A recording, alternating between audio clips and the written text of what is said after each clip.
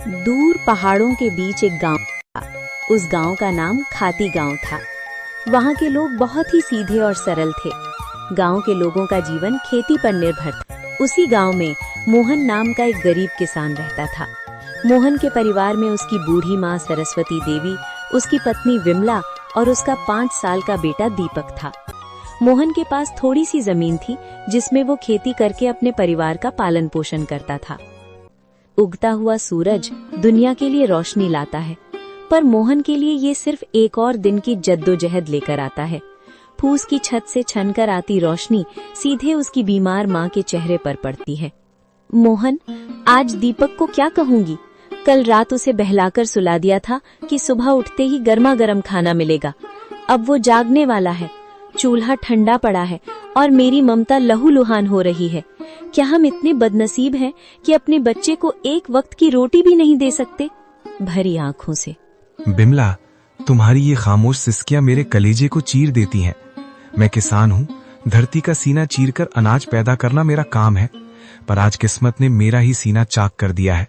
जमींदार के चक्कर काट काट कर पैर के जूते घिस गए, पर वो उधार देने को तैयार नहीं। पर हार नहीं मानूंगा, आज फिर जाऊंगा। शायद खुदा को मेरी मेहनत पर नहीं तो इस मासूम दीपक की भूख पर तरस आ जाए। सरस्वती देवी अंदर से खांसते हुए, बेटा मोहन, पास आ। देख, मेरा अंत समय करीब है, पर मुझे अपनी मौत का डर नहीं है। मुझे डर है कि कहीं मेरी गरीबी तेरे जमीर को न खा जाए। बेटा, भूख बहुत बड़ी चीज है, बड़े बड़ों का ईमान डिगा देती है।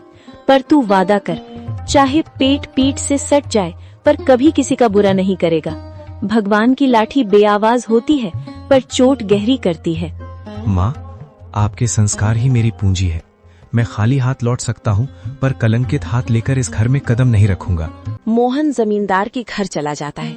नंगे पांव, फटी हुई कमीज और आंखों में उम्मीद की आखिरी चमक लिए मोहन जमींदार की हवेली के बाहर खड़ा है। सूरज की तपिश उतनी नहीं चुभ रही थी जितनी पेट की भूख और घर में बीमार माँ की कराह चुभ रही थी। जमींदार साहब एक आरामदायक कुर्सी पर बैठे हुक्का गुड़गुड़ा रहे थे, मानो मोहन का दुख उनके लिए कोई मनोरंजन हो। माई बाप, हुजूर, इस अभागे की विनती सुन लीजिए। मैं जानता हूँ कि पिछला लगान अभी पूरा नहीं चुका पाया हूँ, लेकिन मेरी मजबूरी की दीवार बहुत ऊंची हो गई है सरकार। घर में चूल्हा 3 दिन से ठंडा पड़ा है। मेरा 5 साल का बेटा दीपक, जो अब तक खेलता कूदता था, आज भूख से मारे निढाल होकर जमीन पर पड़ा है। वो मुझसे रोटी नहीं मांगता सरकार, बस अपनी पथराई आंखों से मुझे देखता है और उसकी वो खामोश नजरें मेरे कलेजे को छलनी कर देती हैं। मोहन, ये हवेली जज्बातों से नहीं, हिसाब किताब से